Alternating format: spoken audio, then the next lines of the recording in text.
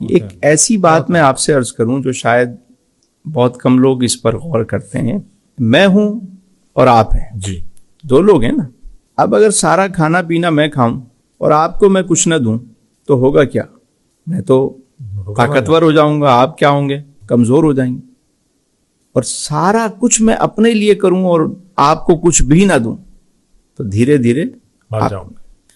تو جب انسان میں دو چیزیں ہیں, جسم ہے اور روح ہے, تو وہ اگر ساری خوراک اور سب کچھ اگر جسم کے لیے کرے گا تو روح کا کیا بنے گا؟ اور دیکھیں, جسم اس مٹی سے بنا تو اس کی خوراک بھی یہیں کی ہے, روح یہاں سے نہیں بنی, اس لیے اس کی خوراک بھی یہاں کی نہیں ہے. واہ واہ واہ واہ, جسم مٹی سے بنا, سبحان اللہ, خوراک زمین سے ملے گی, سبحان اللہ, اور روح وہاں سے آئی تو اس کی خوراک بھی وہیں سے. سبحان اللہ. ایک بندہ ہے, اس نے رپورٹس کروائیں, میڈیکل ساری رپورٹس کلیئر ہے. وہ کہتے ہیں جی آپ کو کچھ بھی نہیں ہے بابا, ٹھیک ہے آپ بہترین ہے, کوئی رپورٹس آپ کی ساری صحیح ہیں. وہ کہتا ہے نہیں جی میرے اندر ایک عجیب سی بے قراری ہے, بے چینی ہے, میں بہت ڈسٹرب ہوں. کہ بھائی سب کچھ صحیح ہے, آپ نہیں پتہ نہیں کیا ہے, میں ڈپریشن ہے, عجیب قسم کی انزائٹی ہے, میں سمجھ نہیں پا رہا اس کی وجہ کیا ہے. وجہ یہ ہے کہ باڈی تو صحیح ہے, اس کی روح بیمار ہے. اچھا, اب کبھی کوئی کہہ بھی دینا کہ یار تم روحانی طور پہ دکھاؤ, تو وہ چلا جاتا ہے عاملوں کے پاس اور وہ اس کو لگا دیتے ہیں ٹرک کی بتی کے پیچھے کہ تم جناب بکرا دو تو صدقہ دو تو یہ کرو تو وہ کرو تو فلاں کرو. وہ اس کو دوسرے رستے پہ لگا دیتے ہیں. اصل معاملہ یہ ہے کہ روح بیمار ہے اور روح کو خوراک چاہیے, اور اس کی خوراک اللہ کا ذکر ہے. واہ واہ واہ, اس کی خوراک رزق حلال ہے, اس کی خوراک جو ہے وہ معاف کرنا ہے. واہ واہ واہ. روح کی جو خوراک ہے کہ بانٹنا ہے, اللہ کی راہ میں دینے والا بننا ہے. واہ واہ. تو جب روح کی خوراک نہیں ملتی تو روح بیمار ہونا شروع ہو جاتی. اور اس وقت جو سب سے زیادہ اینٹی ڈپریشن چیزیں چل رہی ہیں, اس کی وجہ یہی ہے کہ لوگوں کی روح جو ہے نا وہ بیمار ہے, اس کے لیے کوئی کام نہیں ہو.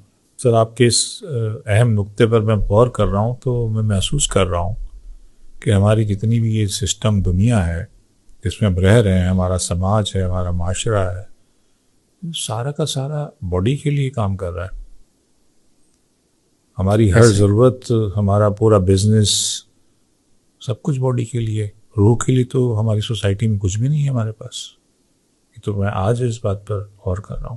اور علی بھائی آنے والے ٹائم میں آپ دیکھیے گا کہ دنیا میں جو سب سے بڑا مسئلہ اور چیلنج کھڑا ہونے جا رہا ہے نا, اور وہ ہے آپ کا مینٹل سکون.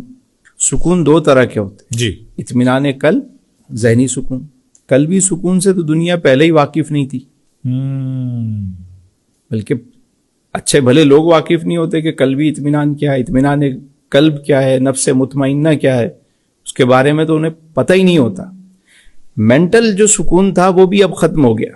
اللہ, گیجٹس کی وجہ سے, یہ میٹاورس کی وجہ سے, یہ ویب 3 کی وجہ سے, یہ 5G کی وجہ سے, یہ جو اب چیٹ جی پی ٹی اور پتہ نہیں الا بلا کیا دنیا میں چیزیں آنا شروع ہو گئیں. تو اب ایک مصنوعی زندگی جو انسان جس میں ہر وقت منہمک ہے, تو اب اندر کا سکون تو پہلے ہی نہیں تھا, مینٹل سکون بھی ختم ہو گیا. تو آنے والے دنوں میں جو سب سے بڑا چیلنج آنے والا ہے, جو آ چکا ہے بلکہ, مینٹل ہیلتھ. لوگ مینٹلی طور پر ڈسٹرب ہے. اینٹی ڈپریشن میڈیسن, سکون آور ادویات بڑھتی جا رہی ہیں. لوگ خود کش حملہ آور گھوم رہے ہیں. ذرا سا کسی کو آپ چھیڑ کے دیکھیں تو روح پر کام کرنا, روح کو اس کی غذا دینا.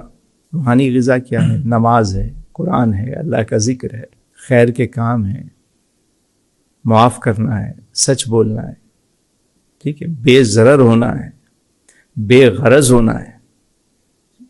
یہ ساری روح کی غذائیں. واہ.